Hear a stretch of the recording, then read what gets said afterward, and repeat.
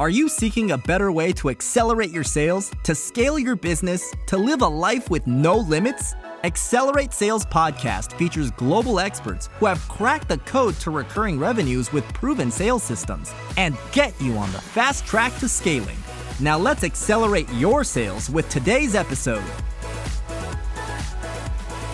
I'm Paul Higgins and welcome to the Accelerate Sales Podcast, episode number 413.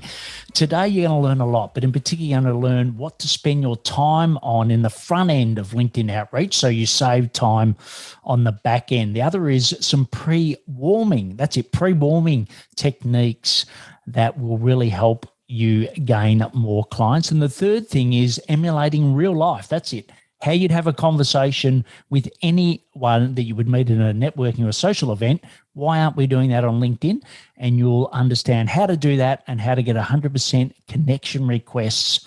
That's it, 100% of people accepting your connection requests and also plenty of replies.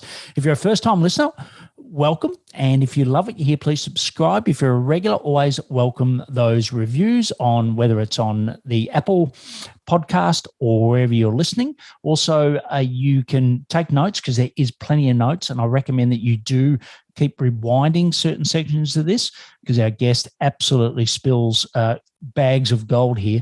But you can also get a summary on where you're listening and the full show notes at paulhigginsmentoring.com.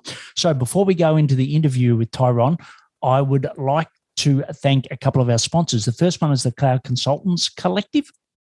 So it's a free Slack community of like-minded peers helping each other to scale their businesses. So if you're a cloud consultant and you want to do that, just go to the cloudconsultantscollective.com. The link will be in the show notes. And the second is Send Spark. If you're looking to leverage you, which is your best asset, which is you, through video in the sales process, you can definitely do that with Send Spark. You can send personalized messages at scale. Just go to paulhigginsmentoring.com/send spark to get 6 months free. That's right, 6 months free. So our guest today is Tyrone Giuliani. He's an Australian entrepreneur and entrepreneur truly in the sense of the word. And he lives in Japan. He went there with no suitcase, no friends, and he basically learned the Japanese business, how to do business in Japan, but also learned the language. And now he is co-founded and founded 3 7 to 8 figure businesses.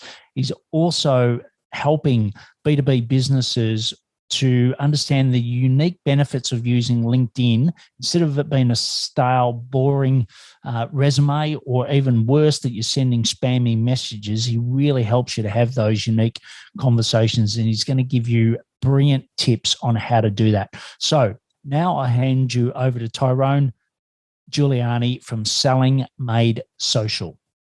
Tyrone, fantastic to have you on the podcast. Yeah, thanks, Paul. Excited to be here. Yeah, well, as I said in the intro, you're an Australian that's traveled the world but now living in Japan. And, we have got lots and lots of things to talk about today, your area of expertise. And, you're brilliant at it, so we're very lucky to have you here. But why don't we just kick off with who are your ideal clients and what problems you help them solve? Yeah, pretty much my ideal client tends to be a small business owner. Many of them are kind of solopreneurs that offer some kind of professional service to other businesses. Some clients will be a little bit larger. Maybe they have revenues, 3 to 5 million, kind of under $3 million revenue. That's where I kind of, hang out with. And it's clients that really have the issue of they've got a great service, they've got a great service or product, they know it inside out, back to front, it gets results, and that's so common, right, with kind of business owners, that they know it, but they just can't get it in anyone's hands, and in particularly they can't get it in anyone's hands on LinkedIn. Yeah, look, and I'm sure if you're listening or watching Tyrone now, you're probably shaking your head, right, saying, yep, that is me. And that's why we've got you on here, because a lot of my clients come to me in the exact same thing. Most of them used to rely on referrals, and we've all heard that. They end up drying up. They're not as, they don't fall in your lap when you need them. and then also referrals from their partner, which is normally a big SaaS platform that's feeds them leads, but they're not always the quality leads they want, etc. And then they're like, what do I do? How do I get leads? And LinkedIn is a great place to get them, but as you said, they're sort of, it's mystified. And why I really wanted you on the show is because you got a very authentic way of doing it, right? Whereas I found that a lot of, there's good and bad in any industry. And I think with LinkedIn, it's sort of the same, bit like marketing agencies, that you got to really struggle to find the needle in the haystack. And that's what you do. And that's why I've brought you on. But why don't we just quickly talk about your go-to-market? Like, how do you get leads yourself? I'm assuming what the answer is going to be, but anyway, best to ask. Yeah. I mean, surprisingly, most people think, LinkedIn, I get stuff from LinkedIn. I actually get a large majority of clients through Facebook, actually, as a platform, because a part of what I coach when it comes to LinkedIn is about really segmenting the types of people that are on LinkedIn and where do we put our energy. Why chase dead and dormant lurkers on LinkedIn? Why not chase the hyperactives and spend 85% of your time on that? So for those that are active and quite, aware of LinkedIn and do it really well, they tend not to need me. So it's the people that are on Facebook that are business owners. They're in these different groups and they're like, geez, I wish I knew how to use LinkedIn. They're on Facebook. I don't know how to do it. So I've had, I would say 80% of clients that I've coached have come via Facebook, and then the rest would be a mix of LinkedIn and referrals. But I like to have predictability. So I know if I do X amount of ads or if I do X amount of posts, I'm going to get this kind of result. So I just find that the activity level on Facebook and the demographic, it's a sweet spot for me because, there's so much on LinkedIn in terms of people posting these beautiful videos and writing this beautiful content. And people believe, that's how you make money on LinkedIn. The reality is you don't. You don't make money with just that. There's a lot more. But so surprisingly, not LinkedIn. And that's not the biggest pool for me. Yeah. And about Facebook, like, I know that you've got a fantastic Facebook group. But, what are you actually doing on Facebook that's working and, how's that sort of changed? Yeah, Facebook, I mean, I'm not a big content person and putting a heap of content out there. I've built my businesses before by, hardcore outreach and forming relationships and getting into those discussions and getting belly to belly with people. And the whole content thing is like, okay, you've got to do it. It's just a part of the process. So on Facebook, in my particular group, when I'm being responsible and accountable, I try to follow a plan which I was coached where in a week, I'll have a certain theme that I'm going to be coaching on. And Monday, I'll make a post that is talking about probably a myth that people might think, and then showing, well, hey, that's actually not the reality. I'm trying to make a post about some concept or idea that they probably think they should, that, this is how you get business on LinkedIn. That's not the reality there. And then I tell them, hey, I'm going to be showing you how to fix this or how to do this. And then Tuesdays, I would like to put a post out where it's like, hey, I've done some training on this. Who wants a copy? So that's when I get people raising their hands. And then we do outreach to those people. I have the training ready already, and I have a landing page for each training, gets its own little landing page, and a little download and videos and stuff like that. So then that goes out. Wednesdays, then I like to have like a case study or show some kind of success story about using that training. And then Thursday, a video. Basically, again, this is ideal. I don't always do this, and I it goes in spurts. But Thursday is a video where I will go live and talk about, hey, did you see that training? And this is the core concept of it. Hey, go and get the training then. And then Fridays, actually, I'll send out an email to my email list saying, hey, did you guys see the training that I did this week about that? So yeah, on Facebook, try to have the group, try to have a routine, but sometimes I get lazy. That's cool. We all fall into that. And as far as like getting them into the group, Just quickly, what's working to actually get them in the group in the first place? Yeah. So obviously people just searching for LinkedIn stuff, you get some of that. But what's working quite well now is to have a basic link run Facebook ads where it's a lead ad. So it's not going to a different website. They actually, I have like a lead magnet, some kind of PDF. Traditionally you'll see, hey, how about, here's something to learn, and people will apply for that through the ad, and it actually goes to a chat bot, and the chat bot will say, hey, thanks for, you want the download, here's the download, boom. And hey, to after you see this download, if you want to know how to execute it with step 1, 2, and 3, or step 2 and 3, go to the Facebook group. Here's the link to the Facebook group, and you can find, information there. So, you'll get a certain percentage, which is a large percentage, will go into the group as well. And then the bot can continue with like, hey, for my one, it's like, are you using LinkedIn for your business? And then we actually take over as a human, go in there and finish conversations. So yeah, we just have that running every day just to attract fresh people into the top of funnel.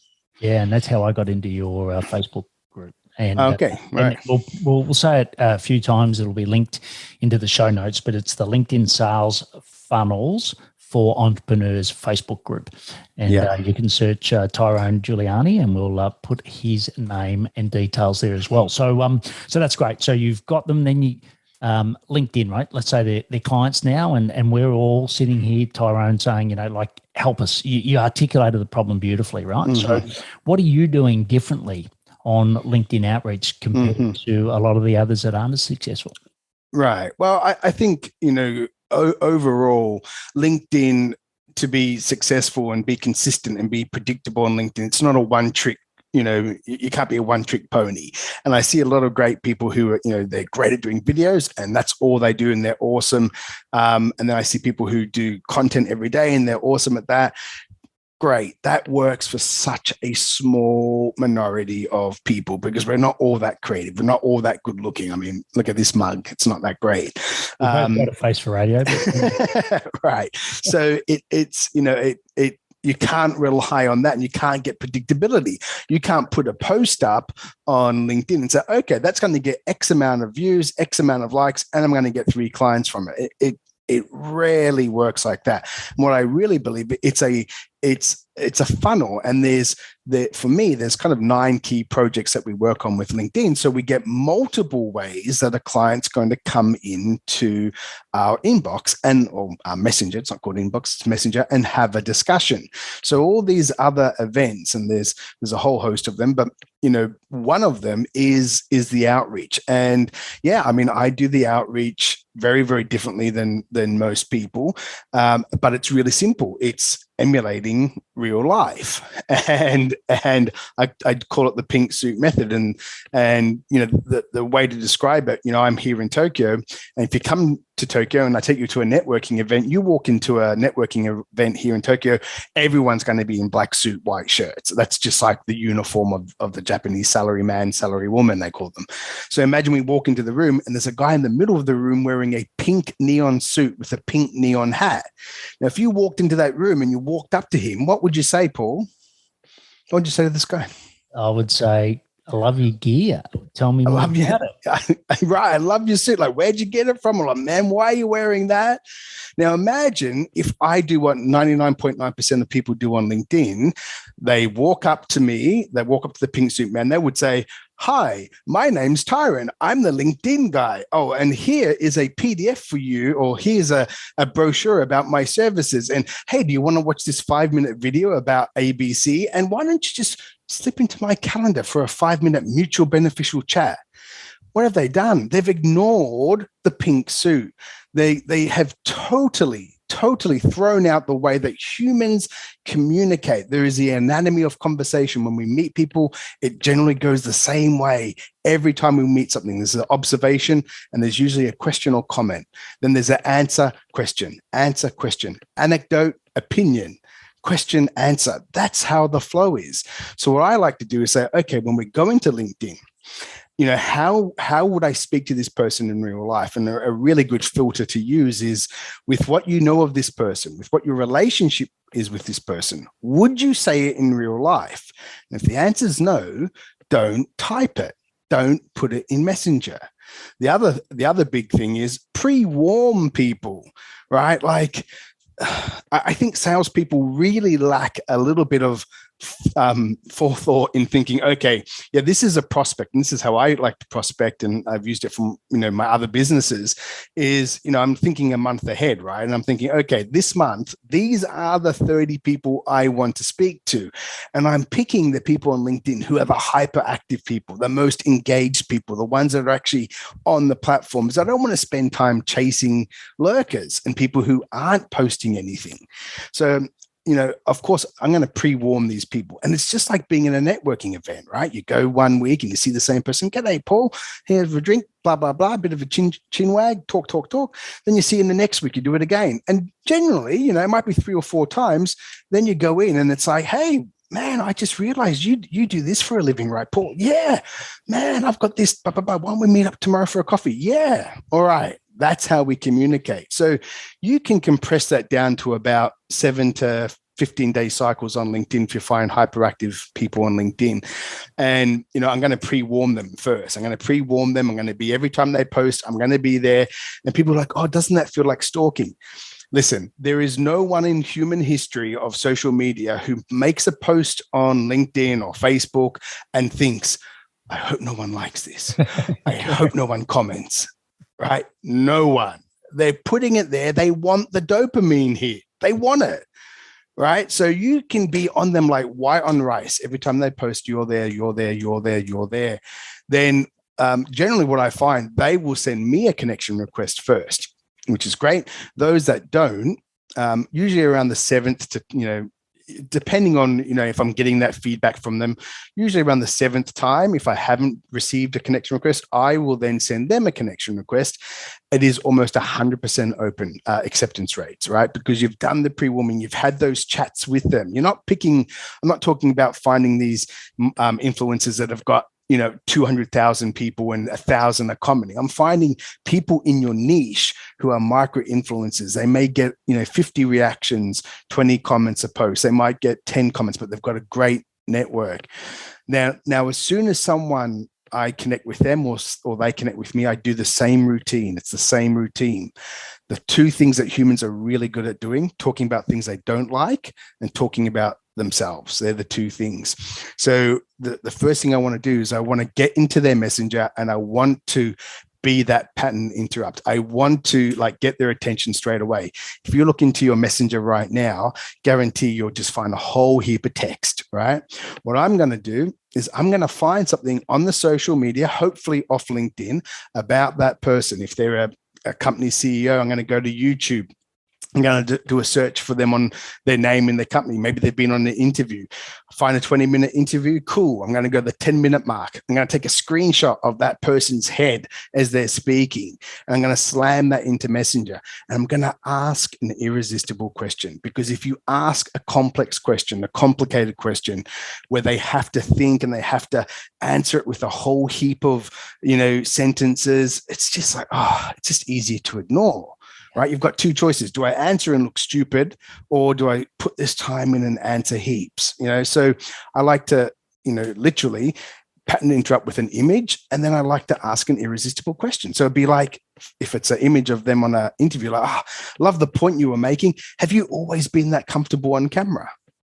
Right? And people want to talk. Oh, actually, I'm not too bad. I find it really easy. Like, oh, okay. Or imagine you're reaching out to an owner of a company. They've got a really interesting website. They've got a really funky looking logo. Screenshot the logo, paste that into Messenger. And you're not saying, hi, nice to meet you. I'm Tyron. It's straight away. It's like we would do in real life. It's like, love the logo, man. Did you create that? Is that yours? People, you want to have something that they can easily answer with a yes or no. Most people will give you a little bit more, but, so many salespeople get taught, don't ask questions that are yes or no. That's rubbish. I don't believe in that. The reason why deals don't occur on LinkedIn is because conversations never start. Yeah. That's the killer. So I want to everyone talks about ABC, always be closing. It's not, it's the opposite. ABO, always be opening, always be opening conversations. So I start with that. I look for that pink suit. I look for the pink suit in that person. And I look to rub that ego a little bit, right? And get them to answer it. So, there's a whole host of ones. You can look for volunteer work. Like if it's very recent, like they're doing it now, go to the website of it's plant trees, find a really cool image in that website, bang that into their messenger. And it's like, great cause. Is that a weekly thing or a monthly thing? It's like, think of the stuff where people can just like bang and they want to talk about it. It's irresistible. Yeah, right. Yeah. So that's just the open. And then we have a very specific way that we take people through. But, opening like that, it just works, especially on active players, and you've warmed them up as well. So, if you're just trying to throw a whole heap of people at the top of your funnel and just like whoever gets through the bottom, that's who I'm going to speak to. I don't approach it like that. I always say, okay, in this 15-day cycle, I get my clients to, we want to work with these 25, 30 people, and I'm going to speak to about 80% of them. That's the other thing. Out of that 30 people, we'll speak to about 80% of them, right? Which, it beats the 3-5% that most people get to speak to when they put 400 people at the top of the funnel at the start of the month and let it all filter down. So, and when you say speak, is that, on a video call, you mean speak, or? Well, I'm gonna start a conversation with them, and then I'm gonna transition them into, there's a whole methodology to it, but we'll get to a point where they're asking us, oh, would that work for me? That being your solution, right? So I want to get every conversation with that person leading to that point where they're like, oh, would that work for me as well? I'm like, I think it would. Why don't we go on a call? Yeah, well, look. Yeah, so I never say to them, I have this. Do you need that? Our conversations never like that. There's a very specific way that we question and we take people through, and that feels so natural for them because it is, because I'm emulating the anatomy of conversation. Yeah. Really, really, really smart. And look, you're probably sitting here listening, thinking, this is brilliant. I know that I did the first time, right? So, send me questions that you want me to ask Tyrone, right? So send me those questions, and I will. I'll make sure that we do a post on the answers to these. So send them through, right? And also go back and listen to what he's just said. Okay, so just reverse back, listen. You might be walking or whatever. If you've got time, great. If not, just mark it down in your project management tool or on a bit of paper, whatever you do, to go back and listen again. Because I must admit, it took me a little bit of time for it to sink in when I first heard it.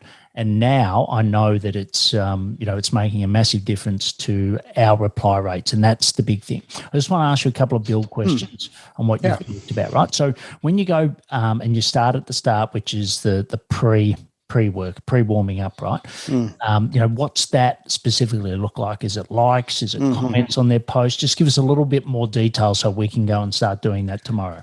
Yeah. So ideally, what I get my clients to do is, we look at the market, we look at our market size, and it's like tens of thousands of people, 100,000s of people. And like anyone who comes up in the search on LinkedIn for our title and our industry, okay, let's start sending out a message. It's the worst thing you can do. So first thing is realize that LinkedIn is not the solution for selling to every single customer. It just isn't. But if you're going to use LinkedIn, use it on the hyperactives. So filter for people that are posting, and then check, are they posting around 5 times, 7 times in a 14-day period? They're ideal. Like if they're an active user, I mean, that's what we want. That's where we want to spend. And sorry, are you doing this in just normal LinkedIn, or you're doing it in Sales Navigator? If you're in 30 days. Sales Navigator, I'll run it through Sales Navigator, and I'll use the filter posted in the last 30 days. And then I'll be screening again. LinkedIn have put a little view activity on the search results now. So you actually can just hit that and you can see, okay, quite an active person.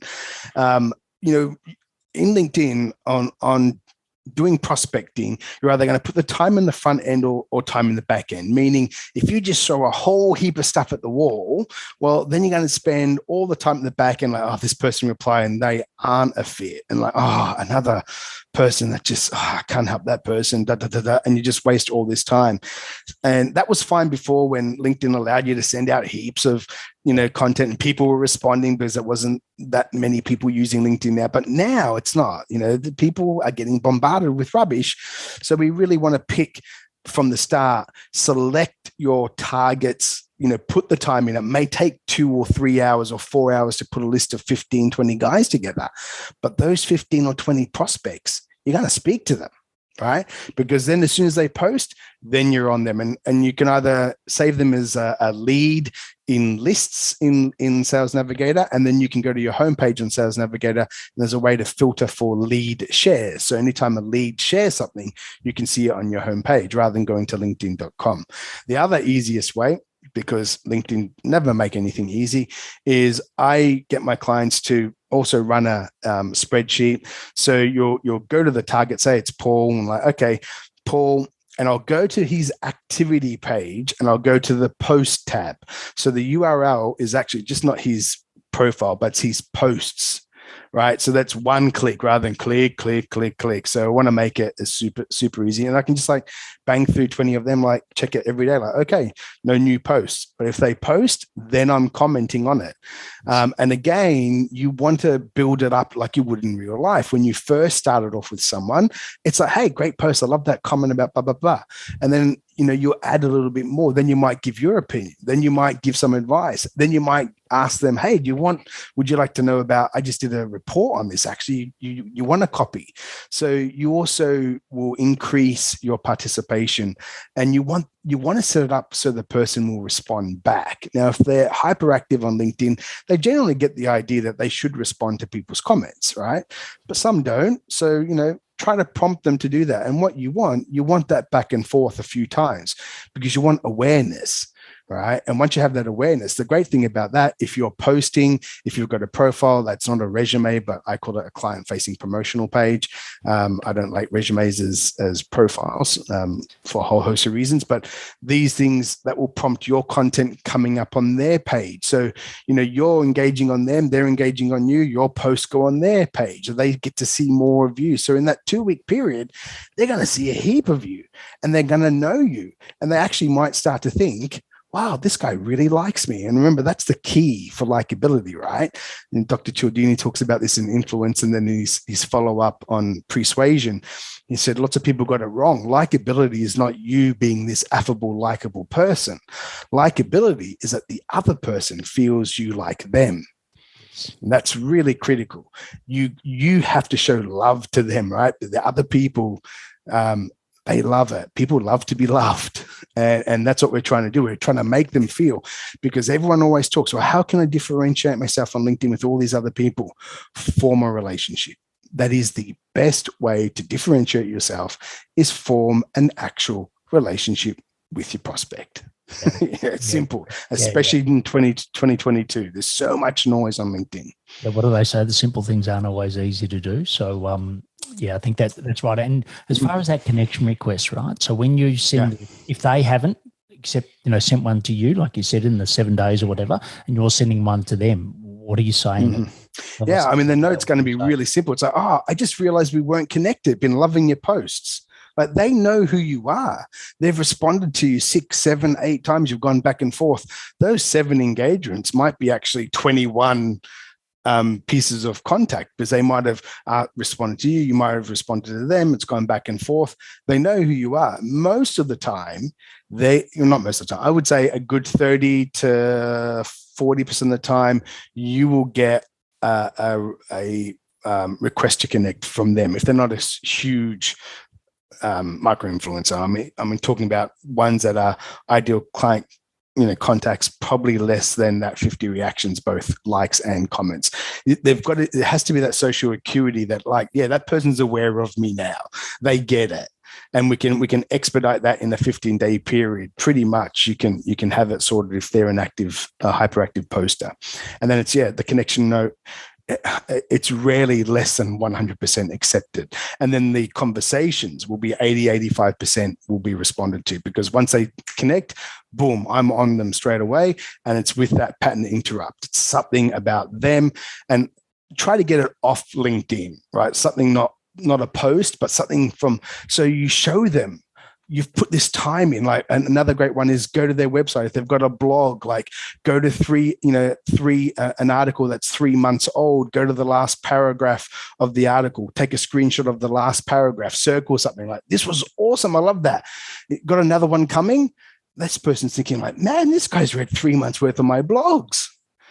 Yeah. And it's a little bit, it might sound a bit manipulative, but hey, we want to open up conversations. Yeah, well, look, you've done a lot better than most people, which have just thrown a generic message that they've got off some other expert that doesn't even relate to them, right? So you're doing, and it's normally predicated with like 3 likes on my last 3 posts, 3 endorsements of skills, then the connection note, then I accept that, I wait a day, then I get the intro message, thanks for connecting, and then, hey, just in case you didn't see this, it's like, that is not personalization at all. Yeah, no, look, I 100% agree. And as far as this, like, you're listening here to Tyron and you're saying, God, this seems fantastic, but it's a hell of a lot of work, right? Like, how am I going to find the work in my day to go and do this? So when you obviously get that objection a lot from your clients, well, how do you best answer that? So, I mean, there's a couple of things. I think, especially if you're working from home or even working in an office on your computer, the worst thing you can possibly do, and one of my former coaches when I was in the recruitment business, don't vacation at your desk. Club desk is the worst vacation spot on earth. And the other thing is, when you're on LinkedIn, like, are you going in with a plan? Because what I tend to find is when I would analyze people that said, well, I'm really busy and I'm using LinkedIn already, they go in without knowing exactly what they're going to be doing. Like, I coach my clients to have a workflow process. So when they turn on LinkedIn, they know exactly what they're going to be doing for that 60-minute block. And there's a series of activities that they are going to do, and then they're going to get off LinkedIn. The other thing is it's basic time management, i.e., if you're responsible for business development, you're going after enterprise clients, or even, mid-sized clients, you're going after, directors or whatever, like, you should be blocking it on your day, that every day you should be reaching out to prospective clients. Like, that should be at least an hour, like maybe 2. You might want to push it up to 2. But like, I met so many people in the sales, when it came down to it, how many people speak to today? And they're like, oh, none. What are you talking about? Hey, I keep this clicker with me. This is, I don't know if people can see it. It's, I don't know what they use it for, events and clicking when people come on buses. And I keep it with me every day. I've had it for years and years. I do the same thing.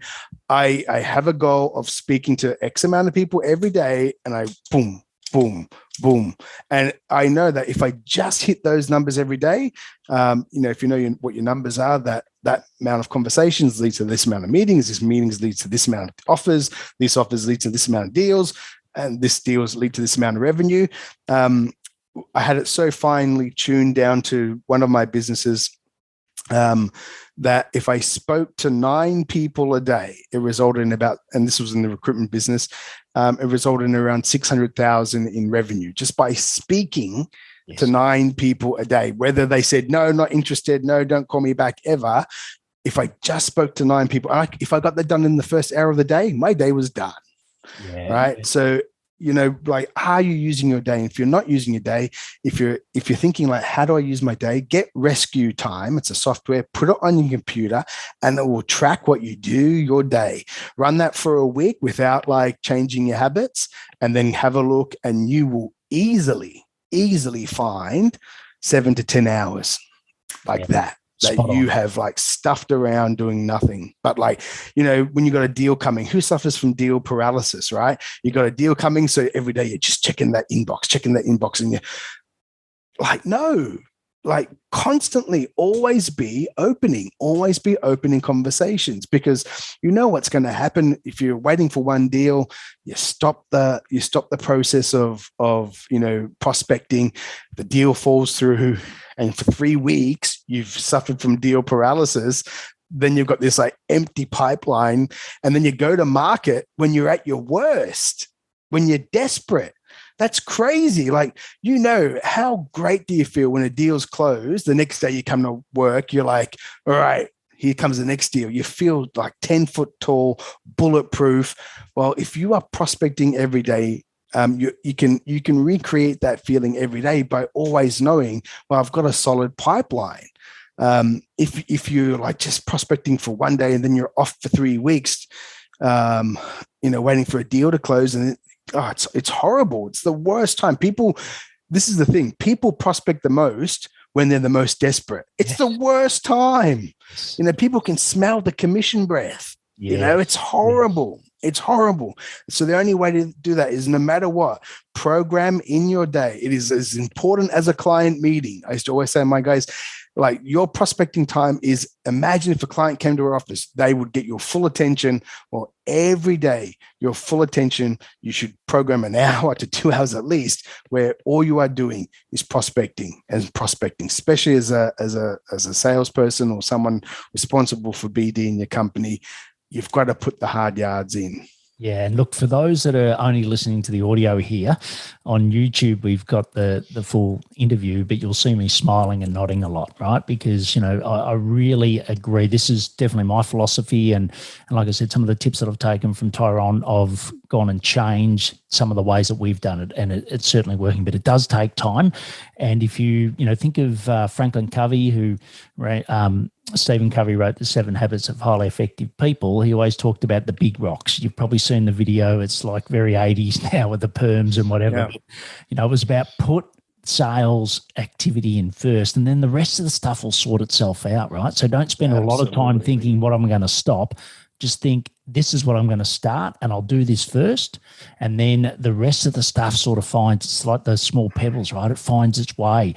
And I use a different platform for tracking my time, but I'm the same. My goal is to spend 50% of my time on sales and marketing every week, right? And my team hold me accountable, because I present the results to my team every Tuesday in our meeting and said, this is what I'm doing. Because me as the owner, and if you're a solo owner, that's your number one priority, right? No one else can sell for you, right? And, and take these techniques, go and join the Facebook group, which is, LinkedIn Sales Funnels for Entrepreneurs, and get some of the training, get some more detail from what Tyrone is saying, because, you've got the time. It's just you're not spending the time wisely, and you're doing it in an awkward fashion. And I think, Tyrone, you've done a brilliant job in summarizing that. A couple of other quick questions before we go, right? You talk about the doing this, and it's a manual process, etc. From what I understand so far, is there any tools, or is there any automation? Is there anything that you're using to take a little bit of the load off a solopreneur?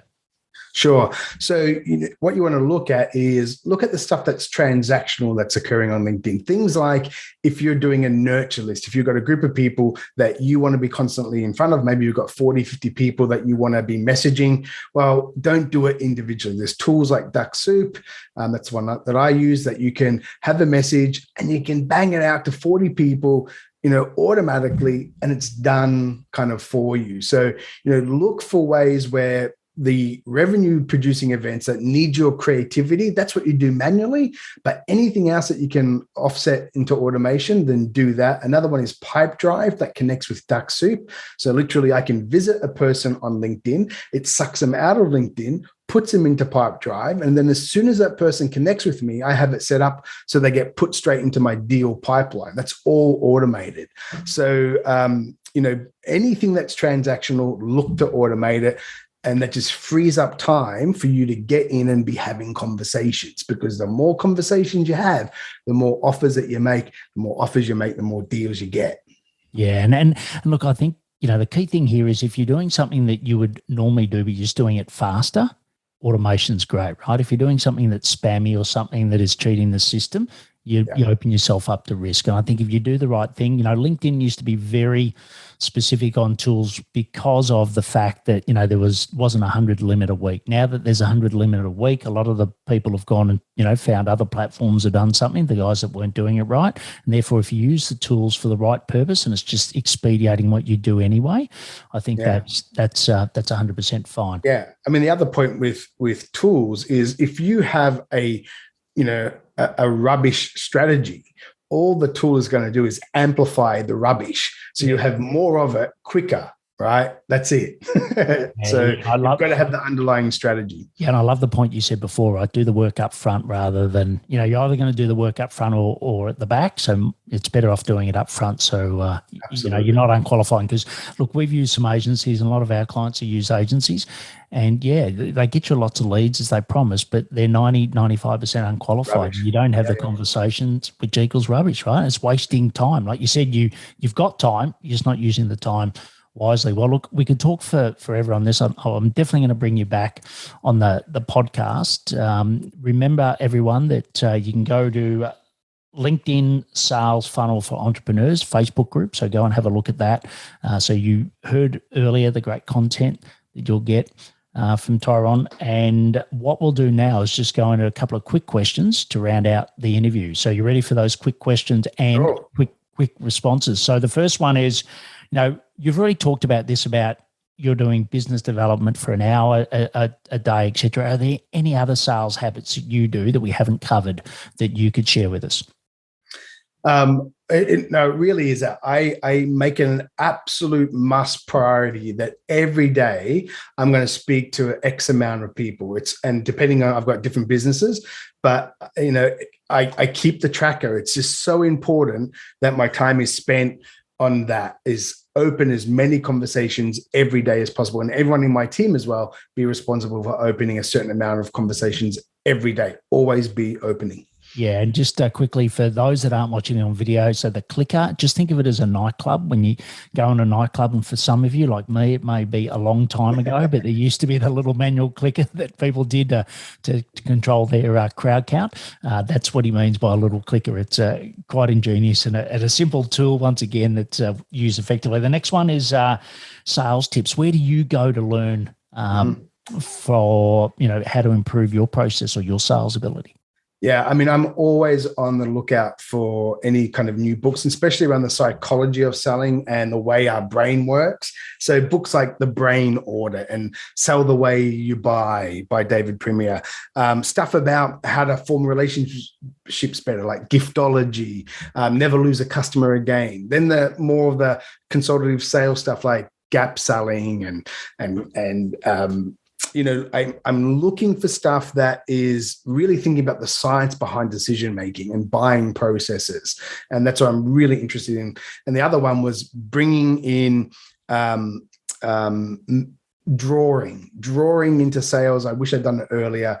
That has helped tremendously. So books related to how to draw in sales. There's a whole host of them out there, but I think David Rome, I think his name is, just some great books on drawing and using models. I find just fascinating. Yeah, brilliant. And one wish. So if we could give you one wish today to thank you for all the effort that you've done on this podcast to improve your business, what would that be? I think it's all about me.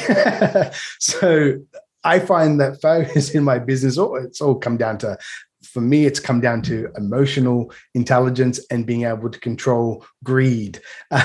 So if I had one wish in business, it would be, really learning the lesson of just, being grateful for what I have. And that has a large impact, because when I have gone off the rails and gone for greed rather than gratitude, that has really bit me. So a constant reminder of that. I know it's a bit airy-fairy, but it's... No, beautifully said. And the last one is, what's one sales action that you're doing now that you wish you had have started a lot earlier? Yeah, leveraging competition, not seeing them as competitors, but more as partners. So looking for people who I can use their audiences, I can leverage their audiences, Leverage is a big one. If I can do one sale and it can go from one to many, that's great. So really looking at, okay, are they my competitor, or it's actually someone I can collaborate with? So that's what I would have liked to have done earlier in my business life, is find more collaborators rather than thinking everyone was a competition. Yeah. Once again, really well said. And I think that one-to-many is so important. I think a lot of us default to the one-to-one on LinkedIn. It's LinkedIn outreach, one-to-one, but there's a lot of great partners that you can find. Do the exact same process that Tyron has spoken to us today. Do it to strategic partners, and you're just getting, like you said, greater leverage. So look, it's been awesome having you on the podcast. Thoroughly enjoyed it. You haven't missed a trick from what you've said before. And once again, you can find out more at the LinkedIn Sales Funnel for Entrepreneurs Facebook book. There's 7.2. There's over 7,000 people in there at the moment. So, there must be a reason they're all there and hanging around. So go in and join Tyron there. Tyron, thanks for being on today. Yeah, thanks, Paul. My pleasure, mate. I love that interview with Tyrone. He spoke about, the pink suit. I'm sure you'll always remember that one. You want to be the person in the pink suit, but you want to be the one that asking questions of that person. The second is, the clicker for conversations, right? For those that didn't watch it on video, it's like in a disco, as I mentioned in the podcast, that, you just keep clicking each call you have, and you can find the time. We talked about that on doing LinkedIn right rather than not. Now, the audio changed a little through the podcast. I hope he just had a change from headphones to microphone, but you should still be able to get all that value. And what the value that you did get, why not share it on LinkedIn? So, obviously he's on there. Go and mention what you learned. And also, if you've got specific questions, email me at paul@paulhigginsmentoring.com, and we'll get Tyrone to answer those, but also get him to come back on the show again and join his Facebook group. So it's LinkedIn Sales Funnels for Entrepreneurs, where you can get even more information off him. All the links will be in the app that you're listening to. More in depth, you can go to paulhigginsmentoring.com. And, don't be selfish to this one. It's a fantastic content. It's a great way of doing outreach to get 100% connection acceptance. Why not share it with others? They'll think you're an absolute rock star and introduce these concepts to them. Check out the solo shows. Also, don't forget, if you're a cloud consultant, go to cloudconsultantscollective.com to join that amazing peer group. And next week's guest is Bob Gentile, and he's from Amplify.agency, and he's been doing some work with me to help me in my personal branding, and he's going to share that with you, and it's going to be a fantastic episode, so don't miss that one. As always, at the end, please take action to accelerate your sales. I'm fired up after today's episode. What about you? But hey, before you go, learning is just one piece of the puzzle. Now it's time to put today's strategy into action. Head over now to today's show page at paulhigginsmentoring.com/podcast and share how you'll put it into action. Be sure to head over to your favorite podcast platform and subscribe, rate, and review the show. Tell me what your favorite episode is. And don't wait 1 minute more to gain access to your pulse check at paulhigginsmentoring.com. This could be the difference between struggling to get more leads and making this next quarter your best one yet.